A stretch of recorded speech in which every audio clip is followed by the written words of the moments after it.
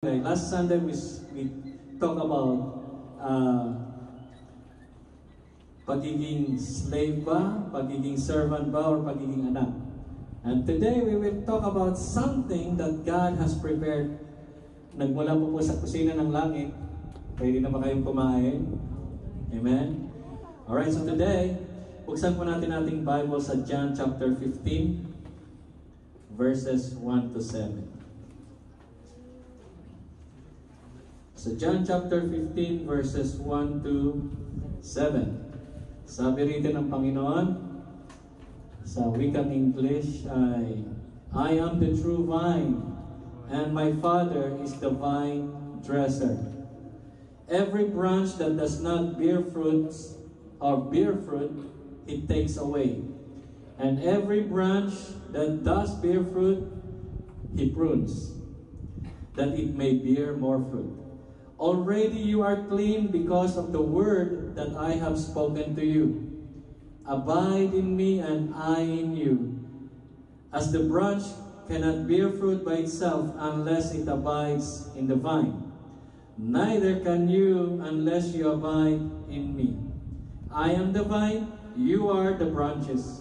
Whoever abides in me and I in him, he is that bears much fruit. For apart from me, you can do nothing. If anyone does not abide in me, he is thrown away like a branch and withers, and the branches are gathered, thrown into the fire and burned. If you abide in me and my words abide in you, ask whatever you wish, and it will be done for you. Amen. Kung sa Tagalog, sige basahin ko rin po sa Tagalog. Ako ang tunay na puno ng ubas at ang aking ama ang tagapag-alaga. Pinuputol niya ang bawat sangang hindi namumunga at kanya namang pinuputulan at nililinis ang bawat sangang namumunga upang lalong dumami ang bunga. Nalinis na kayo sa pamamagitan ng salitang sinabi ko sa inyo.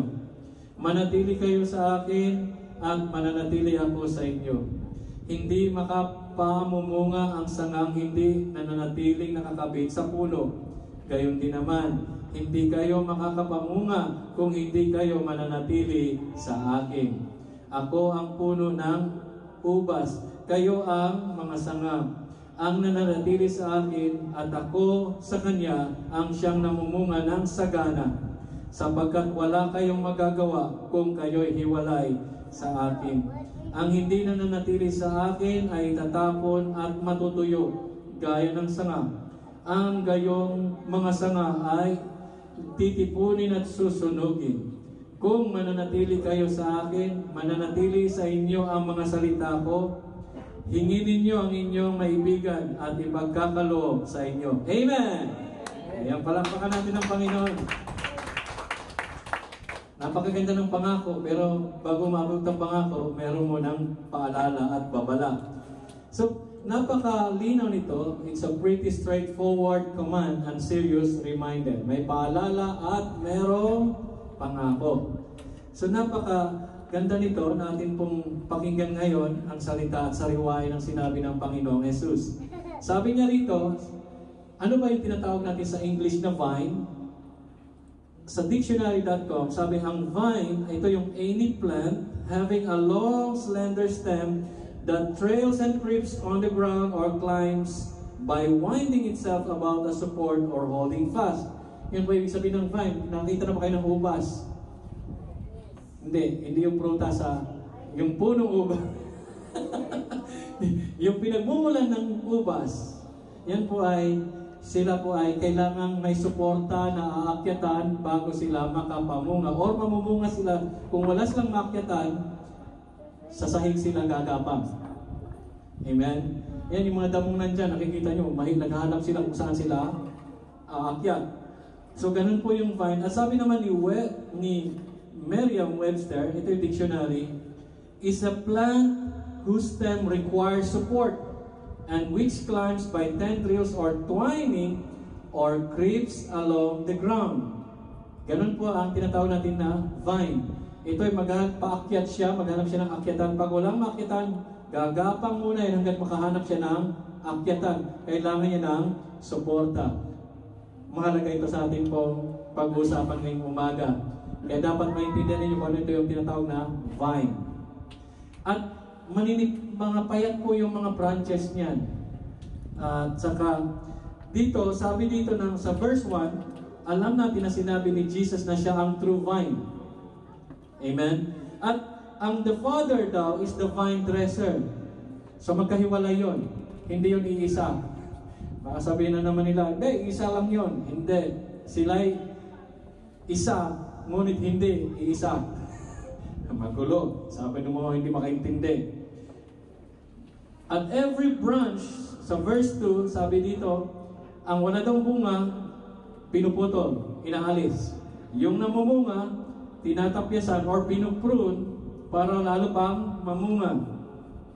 Ang pruning, yung tinatawag natin na pruning, is yung pagtanggal selective removal of some parts of the plants na hindi na kailangan para lalo pang mamunga. Kasi paano pa kakainin niya yung nutrients ng lupa na wala naman siyang silbi na kailangan siyang putulin. So, dito, yung mga branches, yung katabi mo, you are the branches. Amen? Everyone who accepted Jesus in their life are the branches. Pero dito meron nga, lahat sila ay naniniwala kay Kristo, lahat sila ay susunod sila ay tumanggap kay Kristo, pero ang kailangan ni Kristo dito ay, sabi ay, kailangang mamunga. Ang walang bunga, putol. Sino ang nagpaalis? Si Jesus ba o may mag-aalis? The Father is the vine dresser. Amen? Kaya dito, kung nakakabit ka na kay Kristo, dapat hindi lang na hindi ka pwedeng mamunga. Ang namumunga, ito yung summary. Na ito yung merong hahanapin si Lord. Yan ang isa-isahin natin mamaya. Na hindi porket na born again ka na, tinanggap mo na si Jesus ay kampante ka na. Hindi po ganon. Kaya dito, tinatawag na, pag tinanggap mo na si Jesus, I am saved. Sabi ni Jesus, kapag wala ka bunga, puputulin ka. Amen? Ibig sabihin, hindi ka pwedeng nakakonekta kay Jesus na wala kang silbi. Naintindihan niyo ba yun? Kaya walang once saved, always saved. May hahanapin si Jesus. Once you are connected to Christ, may hahanapin siyang bunga. At sabi niya, kung wala bunga, nakakonekta ka sa Kanya, puputulin at itatapon. At tapos ang sermon. Hindi pwedeng ma-born again na okay na. Mayroon ka dapat bunga. So today, ang ating ang hinanda ng Panginoon para sa ating lahat, the secret to a true, productive, spiritual life. Amen? The secret to a true, productive, spiritual life. At let's dive in. Puntahan na natin ito, na-establish ko na kung sino yung vine dresser, sino yung vine, at sino yung branches. Kilala nyo na sila.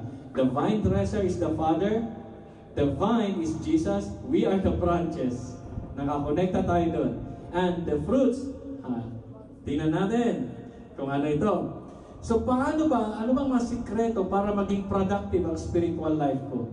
Matagal na akong Kristiyano, pero bakit hindi parang walang nangyayari, hindi ako lumalago? Kaya mabuti pa, bumalik na lang ako sa pagkaalipin. Nakikita nyo ba? It's connected last Sunday's topic of being a slave, a servant, and a son.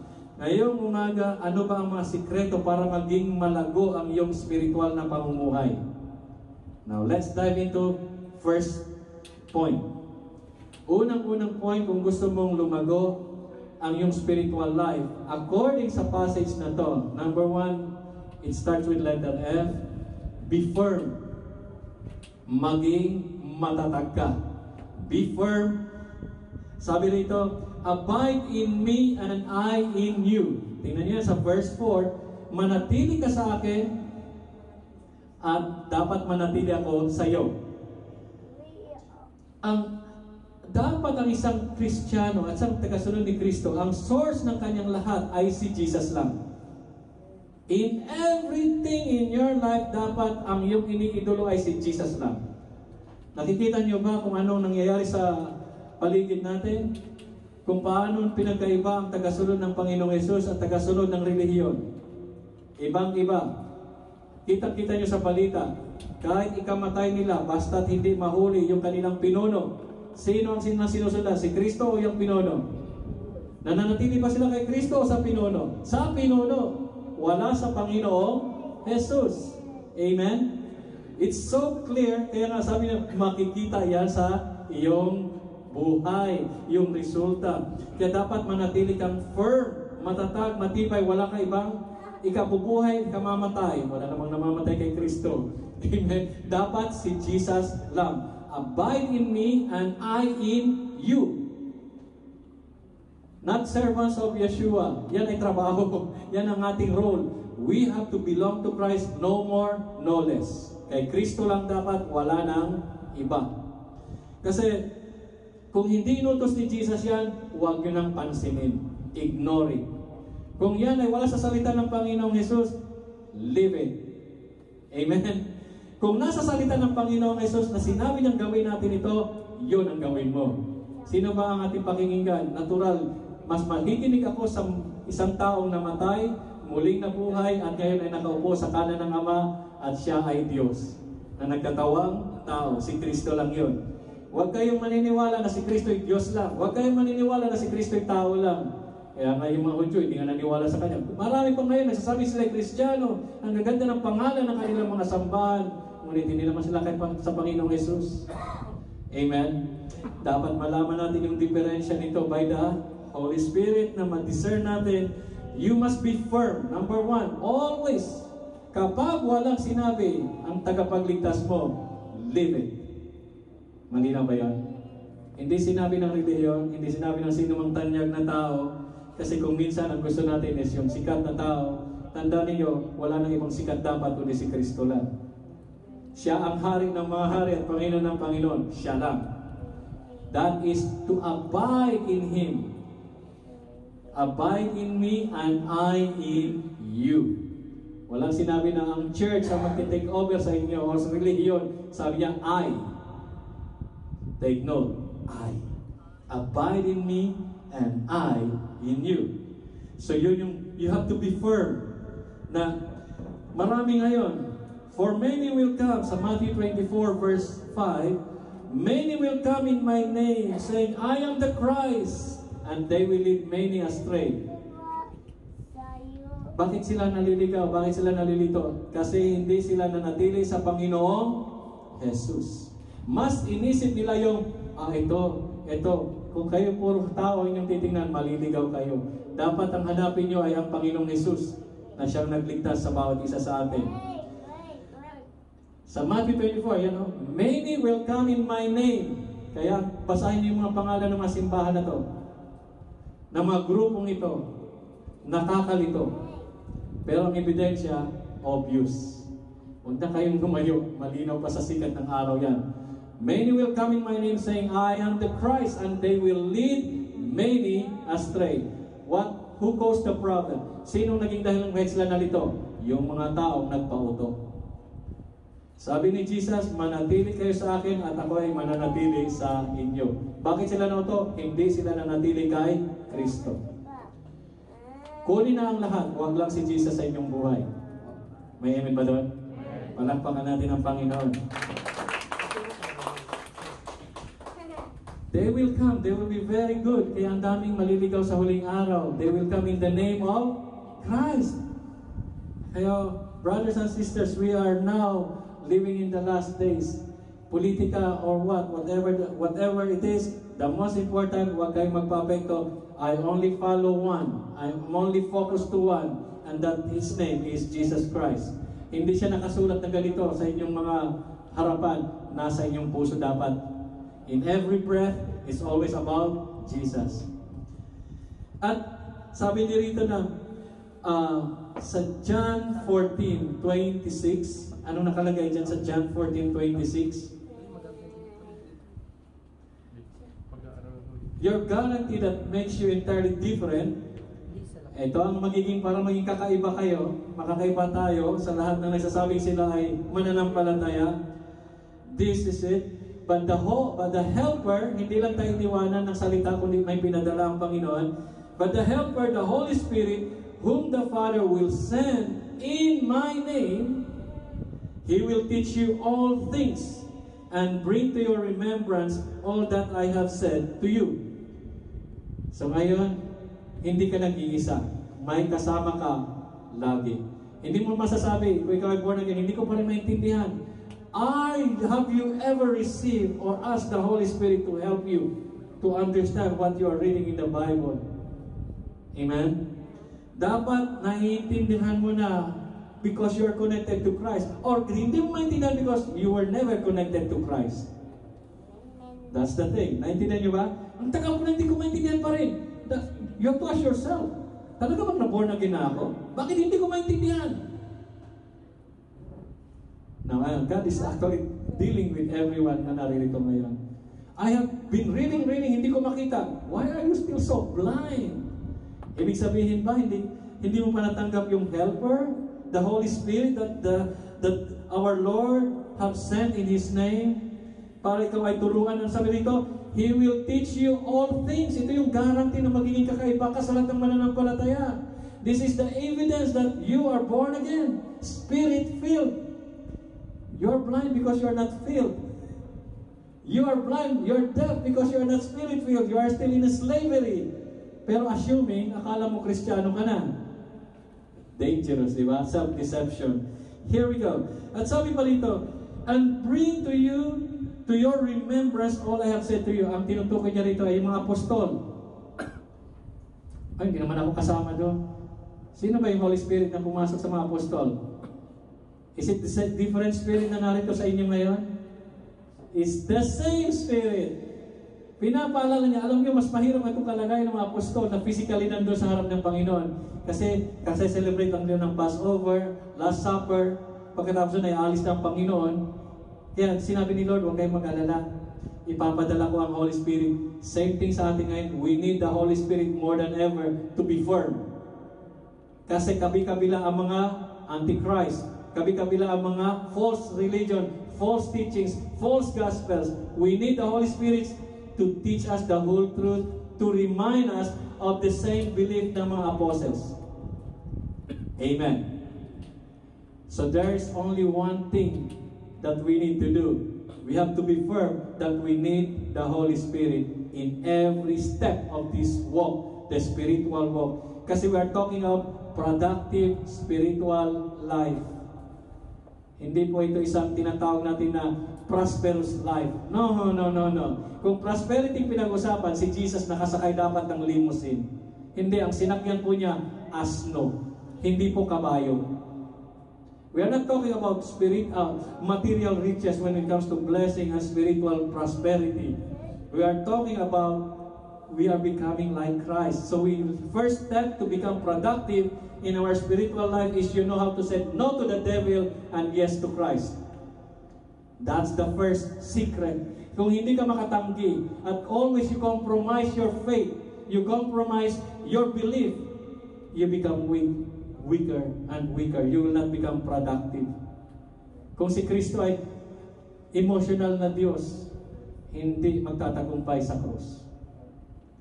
Lahat atupangin niya, hindi siya magtatagumpay kasi paano? Atupangin niya lang. Kaya sabi niya, mas maganda pang umalis ako kasi ibibigay ko ang Holy Spirit sa mga mananampalataya sa akin. Kasi pag physically nandito siya ang Panginoon, limitado lang. Hindi niya makuha ko ng mga problema ng bawat isa. He may know, but He may not take care of everybody. But the Holy Spirit is greater is He that is in us. Kasi siya yung tuturuan kanya, ipapaalala niya. The same Holy Spirit na nag-lead sa Panginoong Jesus nung naparito siya. But you need to decide to be firm. Last Sunday, we talked about the slave and the servant. May servant na meron siyang free will. Malaya ka pa rin even though you are born again, Spirit-filled. When you are born again and Spirit-filled, you can still make a wrong choice in your life. Kapag ikaw na yung nag-iisip, ikaw na yung nagiging boss ng buhay mo at hindi ng Holy Spirit. That's the danger. Kaya sabi rito niya, Romans 12 verse 2, sabi ng scriptures, do not be conformed to this world, but be transformed by the renewal of your mind. Renewal of what? Your mind. That by testing, you may discern what is the will of God, what is good and acceptable and perfect. Napakalinaw ni Apostle Paul. You need to what? Renew your mind. When your mind is not renewed, you will not be able to test. And you will not be able to discern. Pag nag-uusap ang mga pastor, sinasabi ng problema ng church, walang discernment. Baka pati pastor, wala na rin discernment. To discern what? The will of God, what is good, acceptable, and perfect. Kaya nga, hindi pwede na successful ka ngayon, we stay. No, we have to go one step, upgrade. Hindi yung pwede na, okay na, namunga na ako, okay na ako nito. Hindi po pwedeng ganon. We need to keep bearing fruits. Mamaya, babalikan ko yan. So you need to learn to be firm to say no to the world. Amen. Parang wala nang amen doon. Mahirap yun eh. Mahirap yun. I know. Yung struggle na yan, mahirap yan. It's either you become a servant of Christ and upgrade to become a son, or you have to go back to slavery. The more you resist Christ, the more you're going back to the world. Sabi rito ni Paul sa Romans 12:2, do not be conformed to this world. Hindi porket ginagawa ito ng other church, we have to copy them. We have the Holy Spirit in us. Amen? So kung saan tayo nilid ng Holy Spirit, that's what we do. Ang Holy Spirit, how to test it? He is going us to love Christ Jesus more and more, deeper and deeper. And we will say no to the world because we love Christ more than anything. Not loving the church, loving Christ the more. Love the head. When you love Christ, the church will just be a normal thing for you to love. Kaya sabi nila, ay, para sa church na yan, masakit magsalita. It's not my word. It's Christ's word. Kung ito hindi mo kaya, where will you go? Hahanap siya ng church kung saan siya kukonsintihin.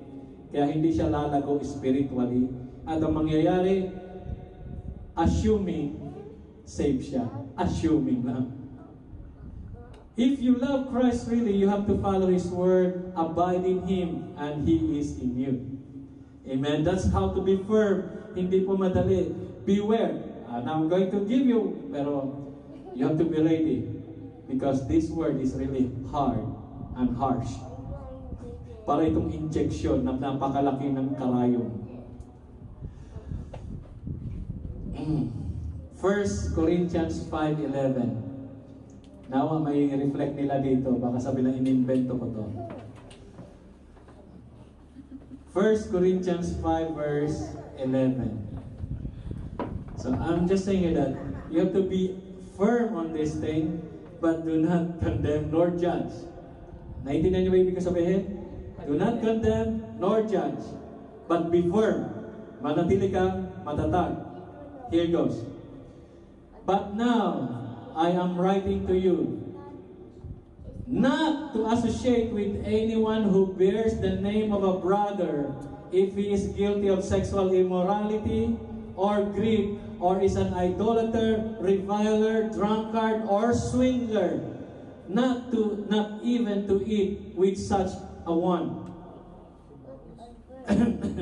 I still kung si Apostle Paul ang inyong pastor ngayon, I don't know how you will stand in his congregation and sit there para makinig sa ganitong klaseng aral. Naintindihan niyo ba ang nabasa ninyo? Hindi nga kayo pwede makikain daw sa harapan ng taong ganito na sinasabi niya siya ay Kristiyano, ngunit siya ano? Tagalogin ko nga. Tingnan ko rito. Para magkaintindihan tayo mabuti. Amen? Kasi yung mga Korinto, ito yung mga assuming na Kristiyano. Pero sila yung makamundong Kristiyano. Akala na, extreme ka, pastor. No, I just read it. Binasa ko lang. Sinasabi, pastor, extreme. But you go, well, basta ang gagawin ko, I have to be firm kung ano yung sinabi ng Panginoong Hesus. Without me condemning you or judging you, it's up to you. Sabi rito sa 5:11 ng 1 Corinthians, Tagalog version, Ang tinutukoy ko na huwag ninyong pakisaman ay ang nagsasabing Kristiyano siya, ngunit nakikiapid, sakim, sumasamba sa Diyos-Diyosan, nanlalait, naglalasing, o nagnanakaw. Ni huwag kayong makisalo sa gayong tao. Amen. I'm not saying na gagawin yung humatol kayo. Sabihin niyo is, tulungan kayo ng Holy Spirit, paano nyo ito isabuhay. Amen. Kasi nung nandun kami sa Taiwan, talagang dumaan kami sa ganitong apoy. Kaya na kung makikita nyo sa ating website, you cannot be on fire if you are not if you did not go through the fire, or you are not tested by fire. You cannot be firm if you are not tested by many compromise surrounding you. Amen? Kung walang mga naghahakay, nanunukso sa iyo, hindi masusubukan ang pagiging matatag mo sa pananampalataya kay Kristo. And that is one of the key of to be what? Spiritually productive in our life. To be spiritually productive, we have to be firm. That's number one. Sabi sa katabi mo, be firm. Be firm. Hindi na tayo magchichismisan na salita na lang ng Diyos. Hallelujah. Hindi na tayo maninirang puri. Kasi baka naninirang puri pala tayo, yung pala, gumagawa na tayo ng kasalanan. At sinasabi natin tayo mga Kristiyano. Kaya nasabi, mag-iingat po tayo. Ito yung beware of false Christians. It's your duty. Ang Holy Spirit sasabihin niya, mag-ingat ka. Pero, hindi. Nandun yung gwapo. Nandun si ganda. Ito na lang ako. Compromise bigla. Nahiwan na ulit ang Panginoong Jesus. Tapos pag nagdusa-dusa na, Lord, akin ang niagaw at pilay ko. Di sasabihin nila, buksan natin ang libro. Di ba pinili mo siya? O ngayon, ayaw man niyang pasampahin sa akin, pinili mo siya, ang magkahiwalay lang sa inyo ay kamatayan lang. Nakikita niyo ba kaya mga single, bago kayo mag-asawa, maghanap kayo ng born again, spirit-filled. Huwag niyo sinabing Kristiyano lang, hindi sapat yun. Kasi maraming fake, false Christians. Kristiyano rin ako, kumakanta rin ako ng Planet Shakers Sumasayaw nga ako habang tumutoma ako ng Sun Mig Light. That's many Christians. Marami yan. Let's make a Christian club. Marami yan ngayon. Maybe you don't know. Kasi napaka-liit lang yan ng ating lugar. But go out in the world and see. If you will be happy seeing a brother or a sister, walang pinagkaiba sa sanlibutan. O ang masaklap, mas malala pa. Amen? So when you look for partners, my advice to you, sa mga singles, look for a born-again, spirit-filled, na mas mahal pa niya si Kristo kaysa sa'yo. Yun ang hanapin nyo. Sure ka doon. Hallelujah! Second secret to true productive spiritual life after being firm is be faithful. Maging tapat ka. Be faithful. Verse 7a. Sabi rito, if you abide in me and my words abide in you. Ano daw yun? Kung mananatili kayo sa akin at ang mga salita ko ay nananatili sa inyo. Very specific. Kaninong salita? Come on, say it loud. Ay, ba't sila nakinig kay Apollo Kibuloy? Kay Aguila? O kung sino-sino mga leader ng mga simbahan, ba't sila nakikinig doon? Kaninong salita yon? Sa leader. Anong sinabi ni Jesus? To His words. Kaya pagdating ng sa dulo, walang sisihan. Ang dapat niyong alam ay ang salita mismo ng Panginoong Jesus. Not my word, not my opinion, the words of Christ. Ayokong upuan yon, ayokong tayuan yon, pwestong yon, hindi ako ang Panginoong Jesus. Sabi ni Jesus, abide in me and my words abide in you. Ibig sabihin, maging faithful ka sa pagsunod ng salita mismo ng Panginoong Jesus. Not my interpretation. You have to go to the words of Christ. Meron pang ililigaw si Kristo? No. How do you come to Christ? I send you my Holy Spirit to bring you to me. Ulitin ko yun ha. Pinadala ko ang Holy Spirit to bring you to me. Hindi sinabi pinadala ko yung mga taong ito para dalhin kayo sa akin. Pinadala ko ang Holy Spirit to teach you everything. To remind you. Malinaw po ba? Maliligaw pa kayo? Pag naligaw pa kayo sa simple explanation na ito, ewan ko na lang. Sabi rito ng Panginoon, John 14 verse 15. If you love me, you will keep my commandments. Sino daw dapat yung mahal? Si Jesus. If you love me, you will keep my commandments.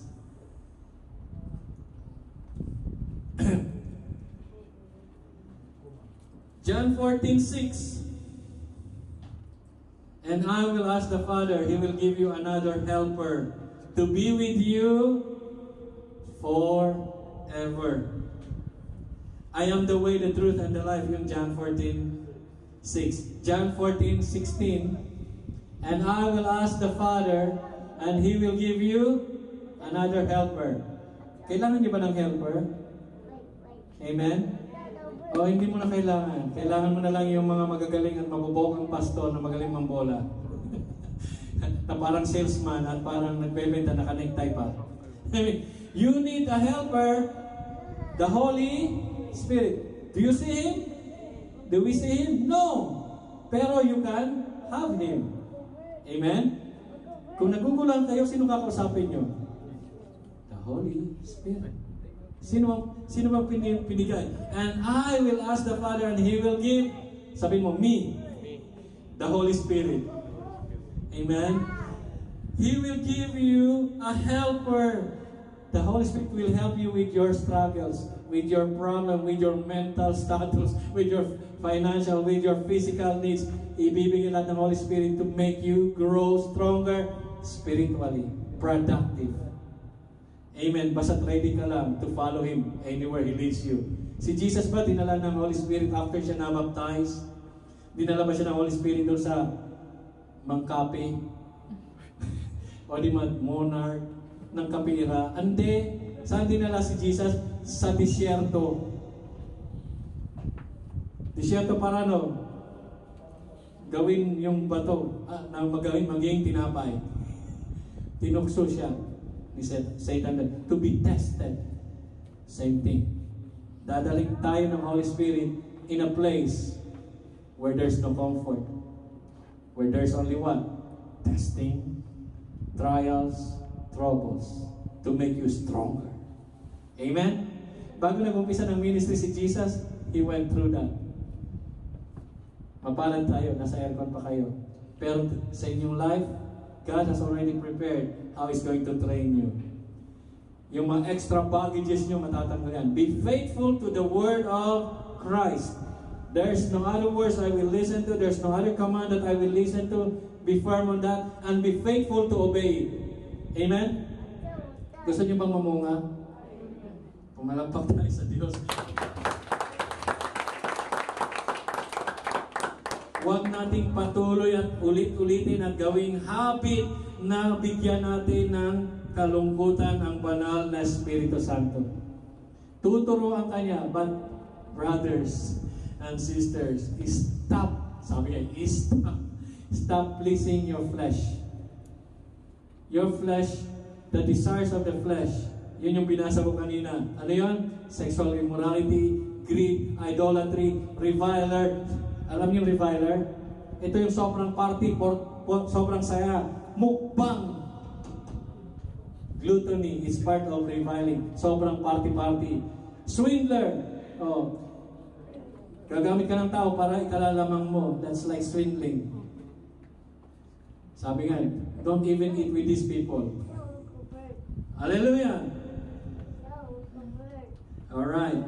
So, we do not need to continue grieving the Holy Spirit. Huwag niyo siyang bigyan lalo ng puro sama ng loob. Ibig sabihin, ang Holy Spirit, hindi siya power. He is the third person in the Trinity.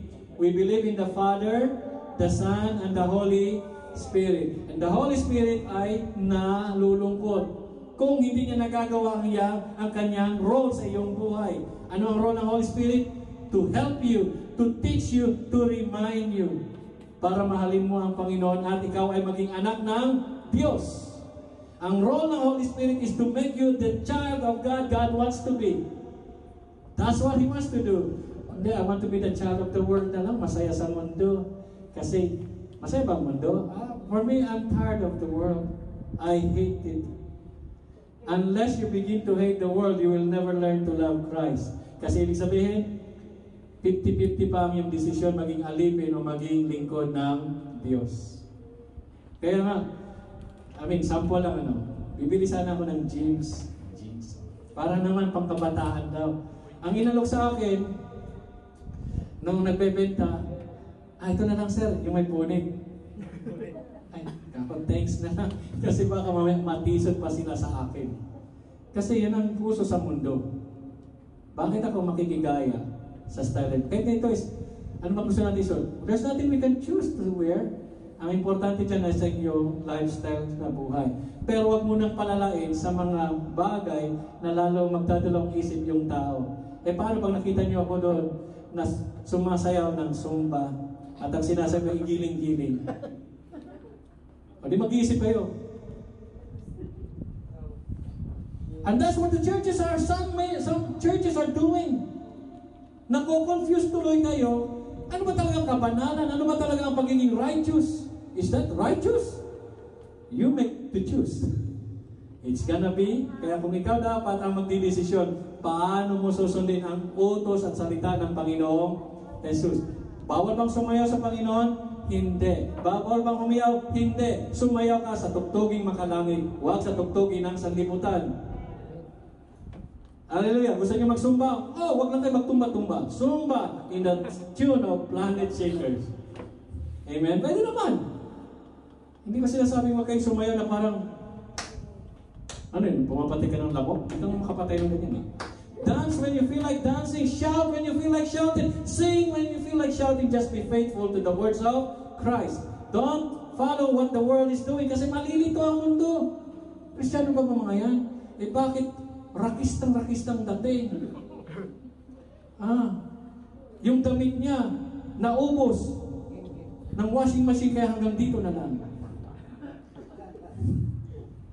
Tapos sasabihin niya, "Come praise the Lord!" Kita-kita kinikili niya.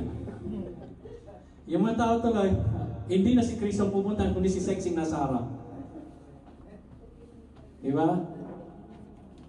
How can we be faithful when we are just like the world? We have no different. Sabi ni Lord, separate from them, be different. Yung tinuturo ko ngayon, parang mabigat sa tingin ninyo, but that will make you different. And that will make you, every step, magiging maingat ka na sa iyong spiritual walk. Hindi porket niyaya ka ng ganito, niyaya ka ng ganyan, may pinapagawa si Lord, yun ang unahin mo, yung ang kalooban ng Diyos, ang salita ng Panginoon. Kahit sino pang propeta, apostol, nagsasabi sila kung sino man sila, pag sinabi ni Lord, hindi. Amen. That's how to be faithful. Kasi hindi naman sila yung napako para sa iyo. Hindi naman sila yung papaluin ni Lord, kundi ikaw yun. Hindi naman sila yung puputulin ni Lord na hindi na mo nga, ikaw yun. Hindi sila. Sila lang ginamit para lituin ka. Amen. If Jesus did not say it, don't do it. Don't be like other Christians. Be like Christ. Faithful to the end. Ang ginagawa kasi natin, akala natin, artista pa rin, showbiz ang Christianity. We have to be faithful servants of Jesus. We have to follow the words of Christ. Abide in Christ, His words is in us. And that word will become what? Visible, magiging laman. We can practice like Christ. We can say no to the compromise, no to the devil, only the words of Christ. Huwag kayong umayon sa mundong ito, paulit-ulit na lang yan. Kaya nakita nyo, siguro yung iba masyasyak sa 1 Corinthians 5:11. Ni makisalo nga, huwag na.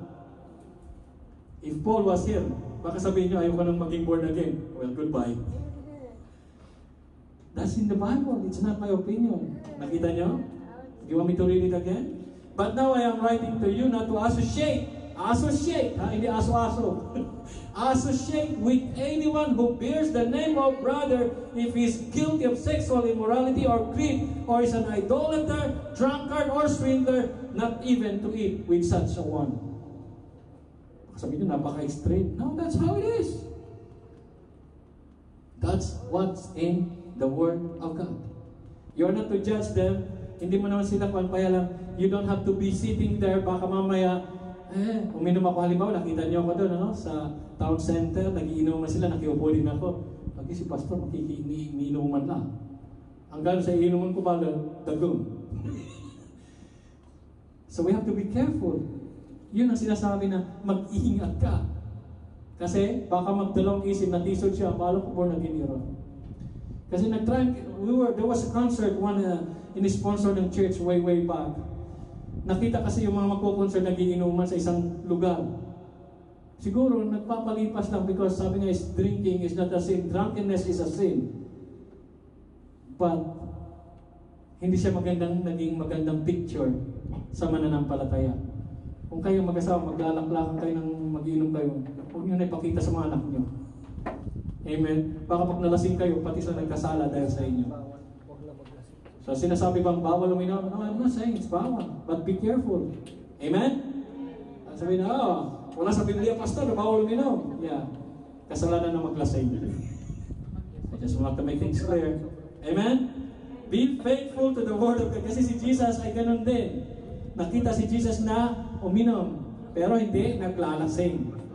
At yung mga, talaga bang uminom si Jesus o nakiupo lang doon?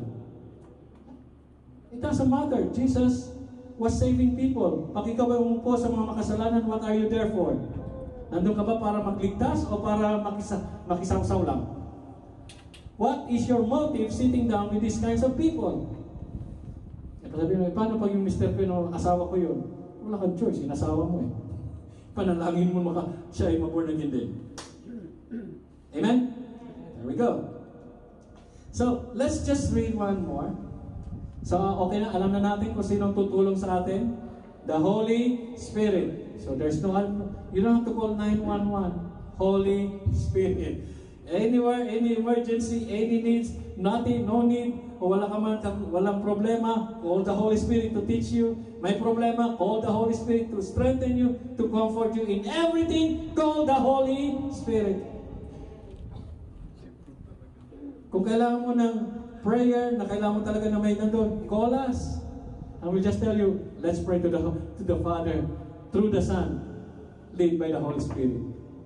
This is how we do it. We pray to the Father, through the Son, Jesus Christ, led by the Holy Spirit. Not by our own imagination. Now, I just want to read yung 1 John 3 verse 1 to 9. Tandaan nyo tandaan natin lahat, we are the branches. Sabihin sa katabi mo, you are one of the branch. You are one of the branch. Ikaw yun, kasama ka dyan. At hanapan ka ng bunga. So let's just see, tingnan nyo raw, what kind of love the Father has given to us. Na-realize nyo na ba yan? See what kind of love the Father has given to us, that we should be called children of God. And so we are. Ibig sabihin, you are called but you are not yet there. Nakaposisyon ka papunta na doon. Amen? The reason why the world does not know us is that it did not know Him. Verse 2. Beloved, we are God's children now. And what we will be has not yet appeared. Naintindihan niyo ba yung sabihin niya? Hindi ka pa talaga ganap na anak ng Diyos. Mangyayari pa lang. Beloved, we are God's children now, and what we will be has not yet appeared. So manatili kang tapat na lingkod ng Diyos. Amen? Don't be slave to sin. But we know that when He appears, we shall be like Him. Rapture time. Because we shall see Him as He is. That's His John. And everyone, sabihin mo just katabi, you. And everyone who does hopes in Him purifies himself as He is pure. I'll take a pause at verse 3. When I say purify, ito yung mga pruning, tatanggalin nyo, aalisin ng Diyos sa inting buhay, yung mga mas maling pag-iisip, yung mga makamundong gawain. Kaya kung ikaw ay mahilig pa rin na magpapansin sa TikTok, magpapansin ka sa Panginoong Jesus. Try to be pure. And you can only be pure if the Word of God, of Christ, is in your life. That's how to be pure. No more, no less. Walang ritual, walang orasyon, walang tradisyon, kundi salita lang ng Panginoon ang makakapaglinis sa iyo spiritually. And everyone who does hope in Him, kayo ba'y umaasa sa Panginoong Jesus? And all those who says, Amen, you need to be pure. Sa iyong buhay ngayon, practice purity in your life, kalinisan. And how to be pure? By applying the words of Christ. That will make you different in this Christian world. Kasi yung mga kakaiba talaga sa Christian world. The Word of Christ should be in your life. You will be pure. You will be shining bright. You will be different. And they will see your light different. Because you are pure. The light, the fire na nagmumula sa iyo is really pure. Because you are filled with Christ. Amen. So yun ang minimiti natin. So verse 4, let's go, read along, read down. You know that everyone who makes a practice of sinning, ano daw yan? Also practices lawlessness. Sin is lawlessness. Yan yung mga mahilig pang maglaro sa kasalanan, ay alipin ng kasalanan. Verse 5, you know that He appeared to take away sins, and in Him there is no sin. 6, no one who abides in Him, ano yan? Read on. No one who abides in Him keeps on sinning. No one who keeps on sinning has either seen Him or known Him. Hold. John 3:3 and John 3:5. Do you remember the verses? Unless a man is born again, he cannot see the kingdom of God. Unless a man is born of the water and the Spirit, he cannot enter the kingdom of God. Look at how they connected sa 3:6. They've never seen Him nor known Him. Kapag sumusunod ka kay Kristo, you will have no more time for sin. When you are following Christ, hindi mo na ini-enjoy yung dati mong pinagmulan na pagkaalipin. Because you know that in Christ, you cannot say that, I am saved, always saved. No man who abides in Him keeps on sinning.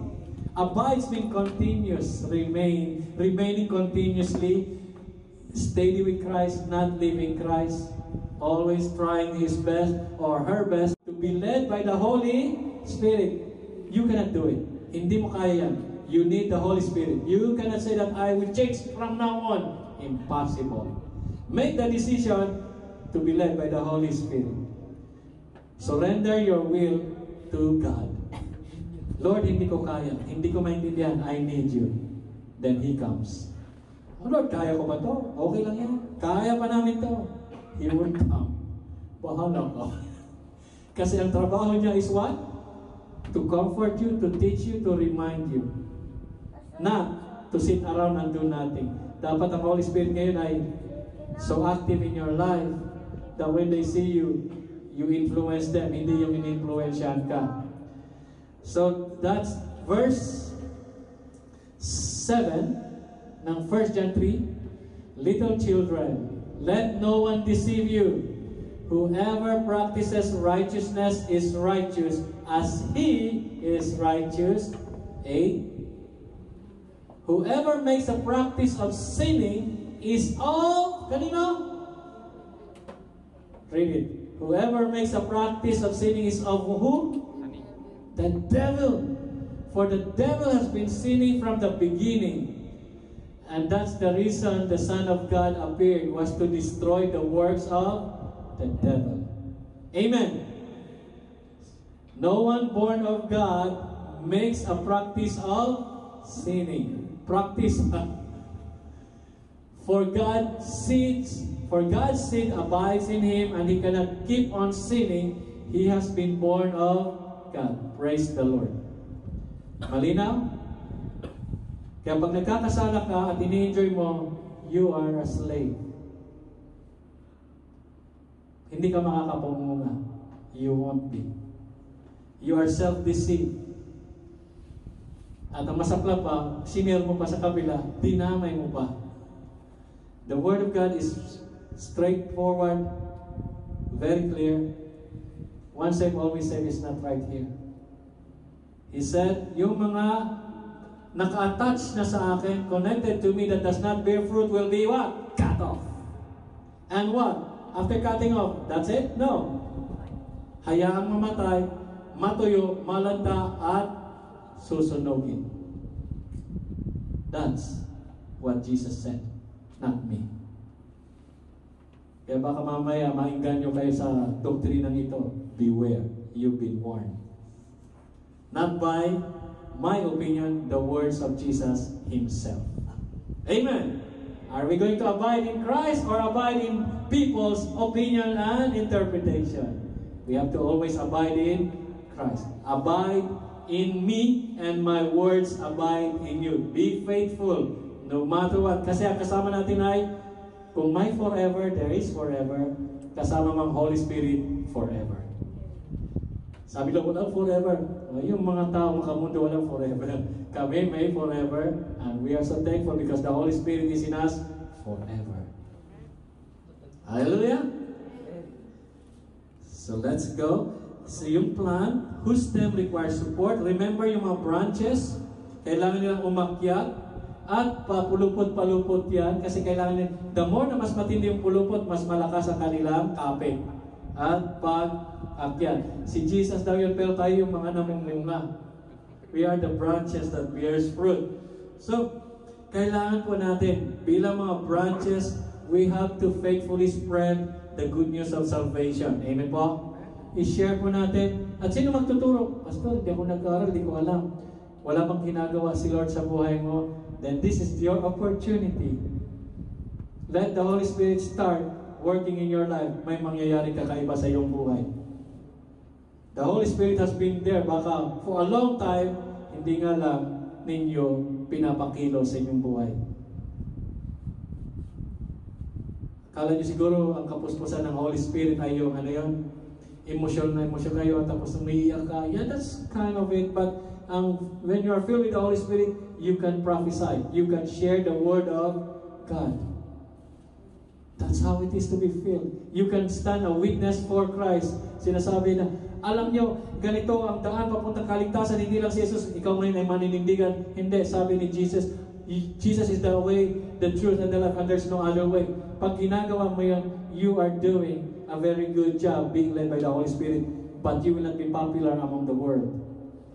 That's being filled with the Holy Spirit. Hindi lang speaking in tongues. That's just one of it. One day we'll talk more about that. Amen? So I don't know, you cannot bear fruit if the Holy Spirit is not working actively in your life. Yan ang ibig sabihin ni Jesus. Without it, there's nothing you can do.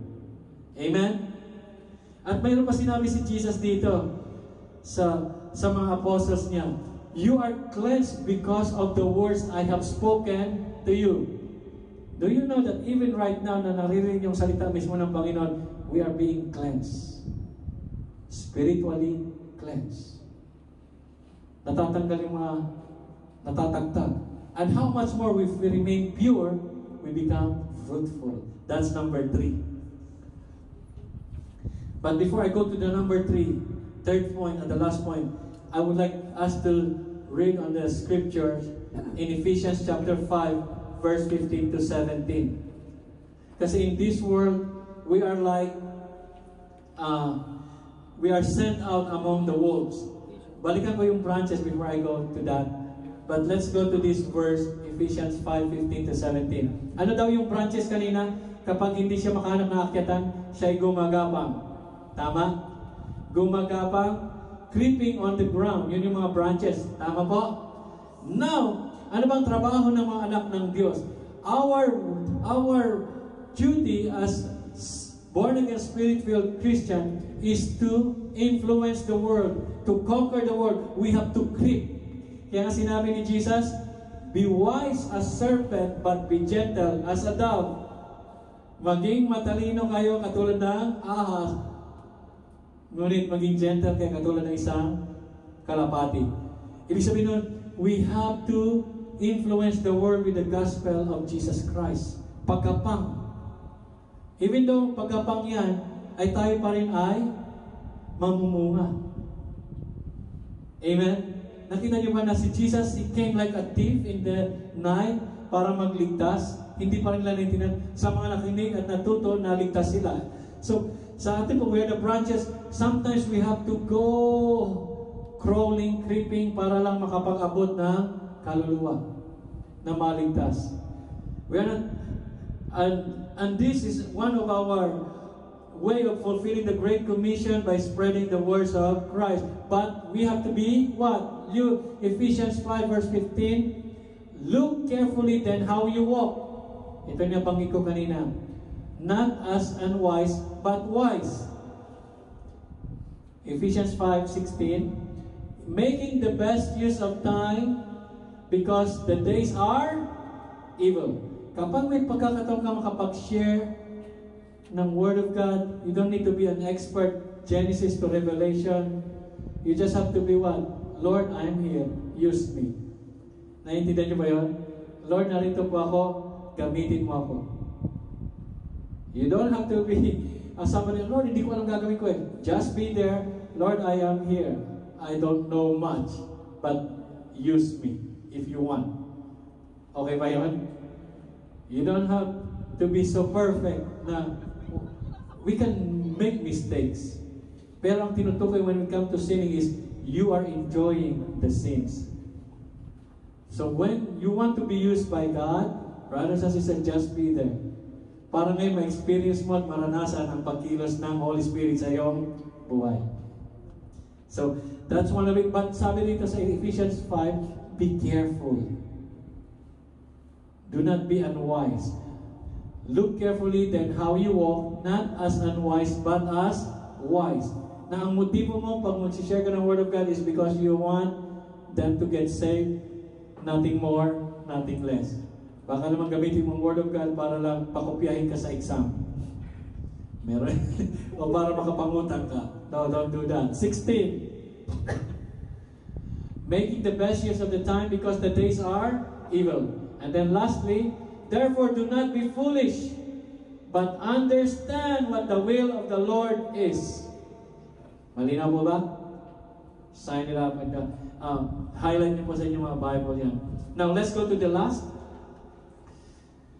If we want to know the secret of being true, productive in our spiritual life, being firm, now being faithful, now let's be fruitful. Amen. Yung tagumpay last month, tapos na yon.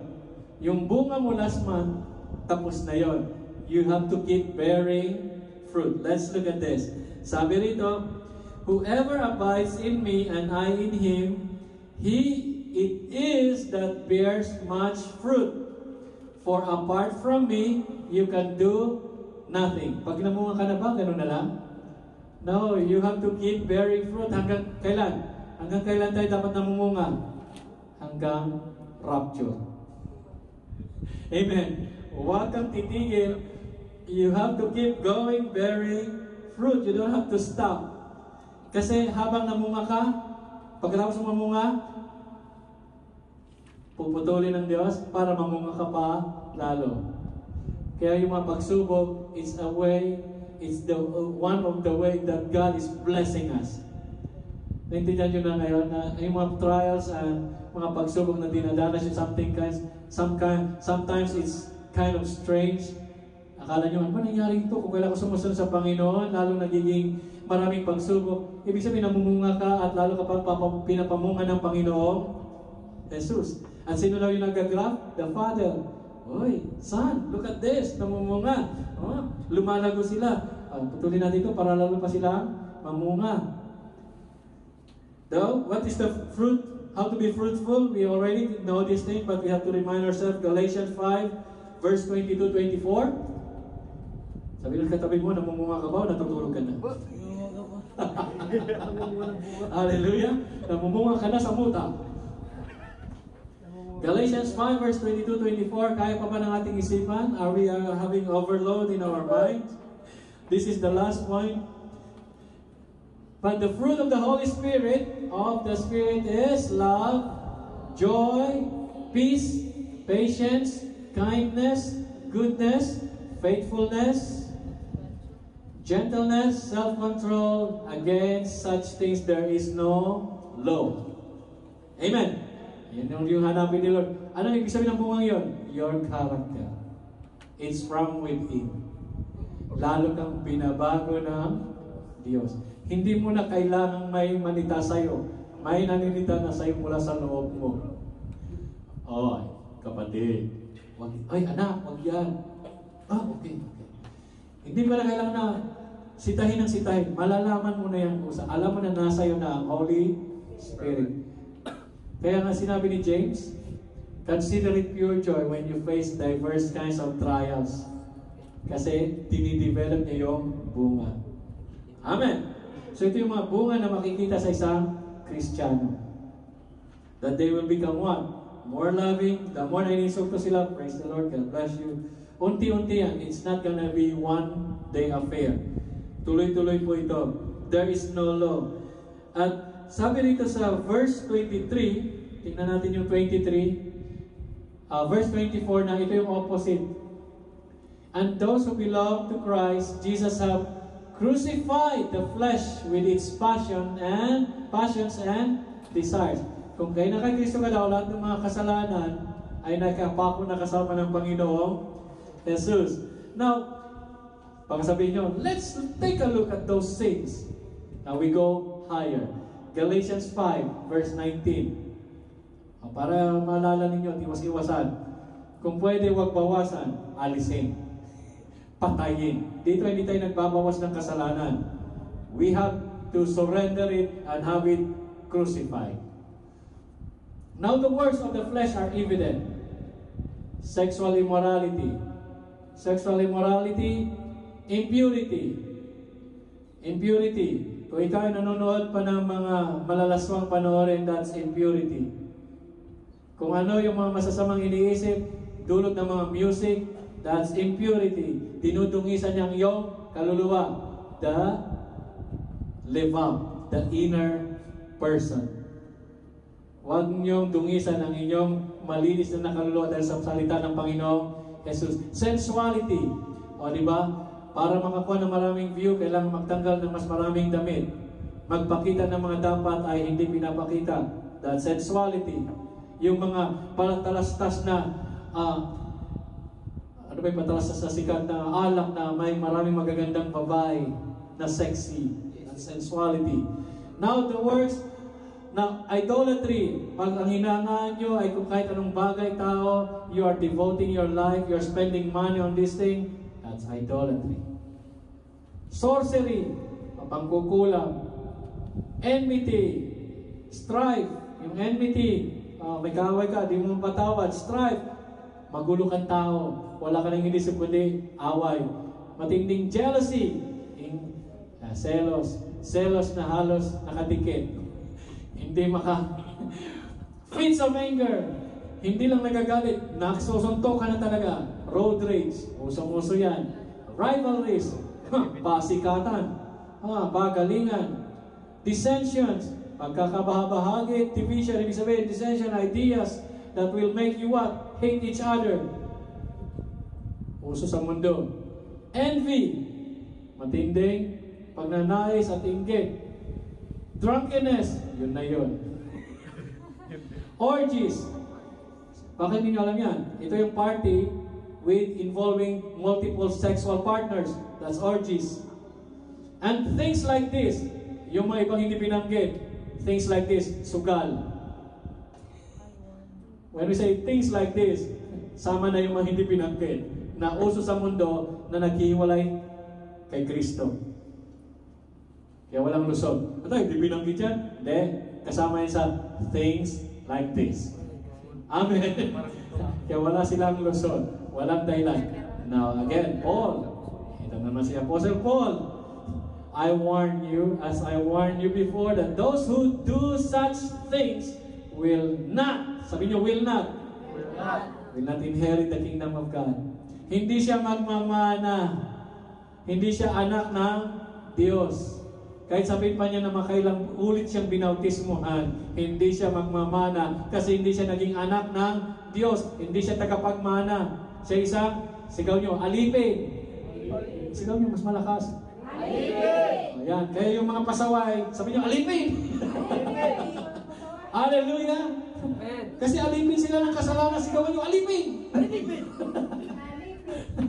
That's how it is. Sabi ng Diyos, napakalinaw, hindi sila magmamana ng kaharian ko. Sila doon sa labas, tatahol-tahol, mga aso. That's how clear it is. Sabi ni Jesus sa Matthew 7:16-20, are you still there? Malapit na po. Matthew 7:16-20. Nasa atin ang Holy Spirit. Lahat ng pinananahanan ng Holy Spirit pumalakpak sa Diyos. Believe that. Kasi may pangako si Lord eh. Now, before we go there, sabi, you will recognize them by their fruits. Are grapes gathered from thorn bushes or figs from thistles? Verse 17. So every healthy tree bears good fruit, but the diseased tree bears bad fruit. A healthy tree cannot bear bad fruit, nor can a diseased tree bear good fruit. Then verse 19. Every tree that does not bear fruit or bear good fruit is cut down and thrown into the fire. Sa daw itatapon? Sa apoy. Kaya dito, sabi diyan malinaw, you will recognize them by their fruit. So brothers and sisters, we can fake the gifts. Galing mong tumugtog, galing mong gumawa, galing mong mag-preach, but you will be recognized by your fruit. Amen po? By your Christ-like attitude. You still love sinning? Gusto mo pa ba, in-enjoy mo pa ba ang mundo? Then you are not yet growing. So, today, lahat kayo nakakonect kay Kristo. Bear fruit. Amen? Kasi kung wala kang fruit, you will be cut off. Hindi sinabi na, you're saved forever. No. You need to bear fruit. And do not keep on sinning. The fruits are the evidence of changes in your spiritual life. So, tanungin mo sarili mo, how long have I been connected to Jesus? Are you a life-bearing fruit? Are you a very good fruit or you are bearing poisonous fruit? Kayo ba yung nagiging sanhi ng kalituhan ng karamihan o ikaw yung nagiging inspirasyon ng karamihan? Amen? So this morning, I pray that we learn something that we could live on every day and it will be a part of our Christian lifestyle. Being filled with the Holy Spirit, born again, Spirit-filled believers. Amen po ba? We have to be firm, we have to be faithful, and we have to be fruitful. So that we know today we know the secrets of a true productive to have a spiritual life that is productive. Huwag po natin sayangin ang opportunity at pagkakataon